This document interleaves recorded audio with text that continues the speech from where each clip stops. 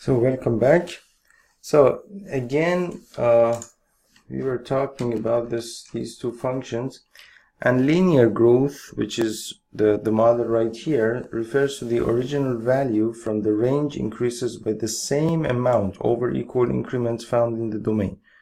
So that the member in the range, which is the output of the function, is increasing by the same amount, so plus 2, plus 2, plus 2, and so on and so forth, over equal increments found in the domain of the function. So that's basically the difference between these two kinds of functions, and of course we have talked about them before as well. And then the next part is, apparently the difference between the same percentage and the same amount is quite significant. So the same percentage means that you're multiplying by 2, and the same amount which we used, which was the term that we used in the linear function, refers to adding to the output of the function. So this is important to understand. In the linear model, you're adding the same amounts to the output of the function each time you increment your input by the same amount, or by the same increments in the domain of the function, in the input of the function. The output of the function is being incremented by the same amount. That means you're adding the same amount to the output of the function each time, plus 2, plus 2, plus 2, and so on and so forth.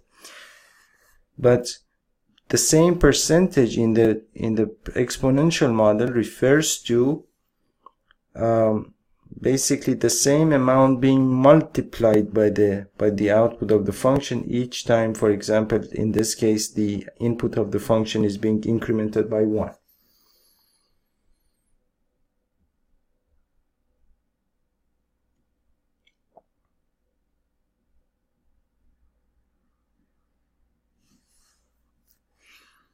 So basically the general form of the exponential function is f of x is equal to a into b raised to the power x, where a is any non-zero number, non-zero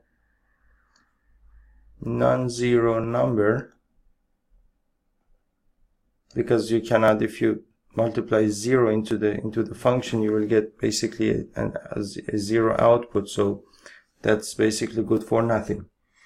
And b is a positive real number,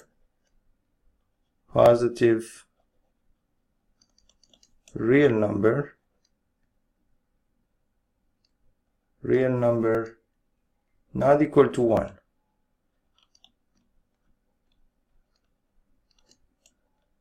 So the reason why b cannot be, basically the reason why b cannot be equal to 1, because if you have any function, for example f of x, and you have, for example, 2 into, for example, 1 raised to the power x, every time you're increasing you're incrementing your input x, again you're raising you're raising 1 to the first power, to the second power, to the third power, and so on and so forth. And it doesn't matter what number you raise 1 to, whatever that number might be, it's again equal to 1, because 1 raised to the power 1 is equal to 1, 1 raised to the power 2 is equal to 1, 1 raised to the power 3 is equal to 1, and so on and so forth. So basically, if your b is equal to 1, your function will never be increasing or decreasing. It's never going to be growth or decay. It's just the function will remain the same all the time, and then it becomes a horizontal straight line, something like this. So let's suppose that you have the same function here. So f of x is equal to 2 times 1 raised to the power x. This is going to be, f of x is going to be 2 all the time, no matter what sort of input you input into this function. Your f of x is just going to be 2, and that's a horizontal line here. So this is the output of f of x is equal to 2. So it's not going to be decreasing or increasing. It's not a growth, it's not a decay. So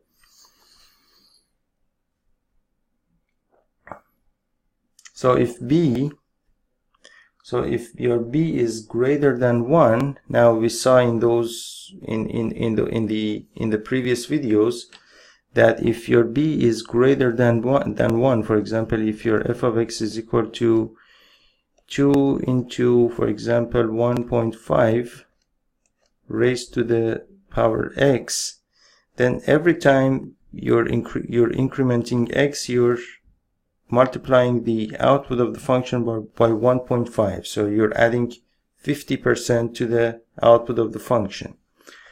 So in that case, if your b is greater than 1, then the function grows at a rate proportional to its size. So this is then going to be a growth.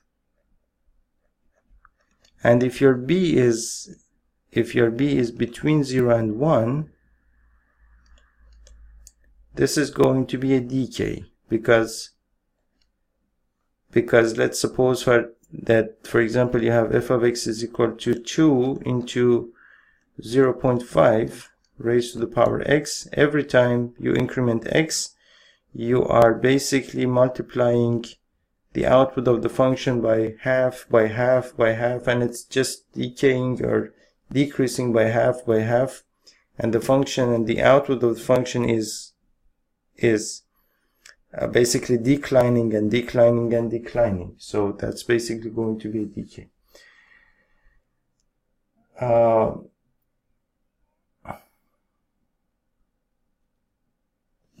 So that's basically the whole story here. Now we can also go on to do another table here, which is also interesting. We can talk about that as well. Basically, I don't see why not. So again, they have included another example here. I have another function. Basically.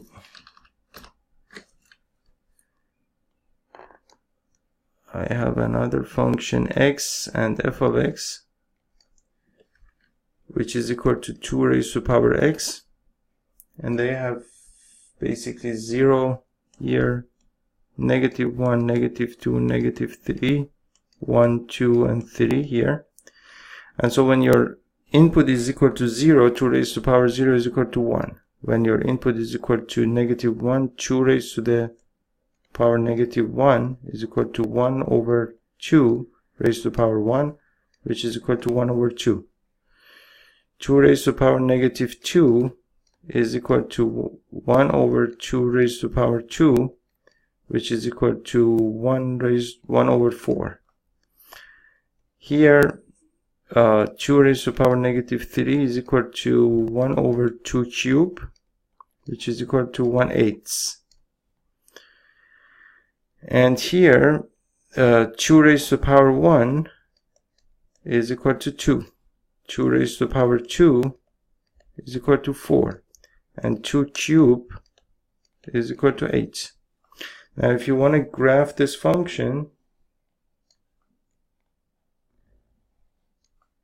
you will have something like this. So you go from 1, 2, and 3, 1, 2, and 3. And you go all the way up to 8. So 1, 2, 3, 4, 5, 6, 7, and 8. You have no negative outputs. So 0, 1. One of your output is here. -1/2. So -1/2 comes here. -2 1/4 is here. -3 1/8 is here. Something like this. 1, 2 is here. 2, 4 is here. 2, 3, and 4. Something like this. 3, 8 is here, I suppose. So you can see that the function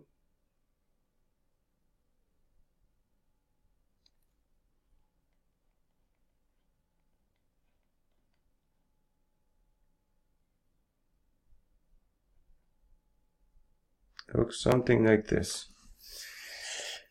So there are a few things that we can discuss here. First of all, basically the behavior of this exponential function. The domain is that your domain is negative infinity to positive infinity, and the range is 0 to positive infinity. As x tends to positive infinity, your f of x tends to positive infinity, of course. As x tends to negative infinity, your f of x tends to 0. Of course, never just getting closer and closer to 0, but never actually equal to 0. That means the graph will never actually touch the x-axis. This is your x-axis, this is your y-axis. So basically the x-axis becomes your horizontal asymptote here, and your y-intercept is equal to 1.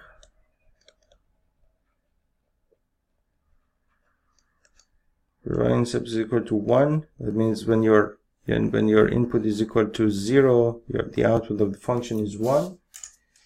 And so to sum it up, to sum the whole thing up, what we can say is that for any real number x, an exponential function is a function with the form f of x is equal to a times b raised to the power x, where a is a non-zero real number called the initial value. So this is the non-zero real number. So let me write it this way. So a basically belongs to R, and a belongs to R, and a is not equal to 0, and this is called the initial value.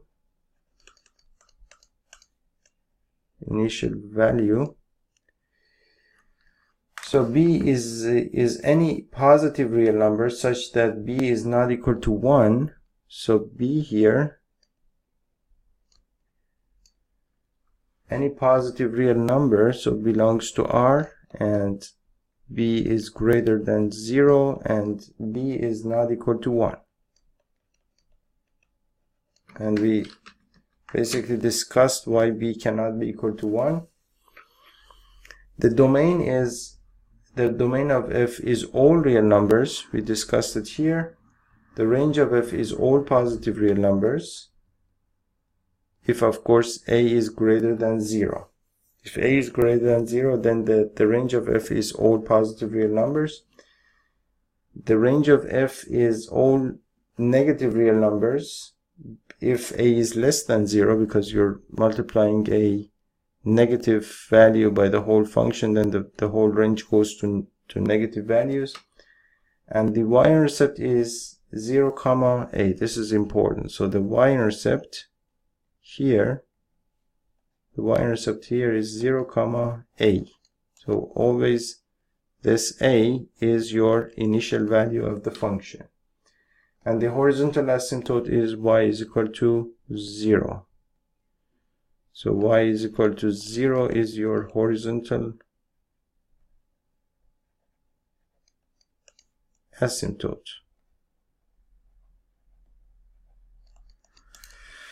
So I hope you enjoyed this video. I did, and we will do more examples. I'll see you in the next video.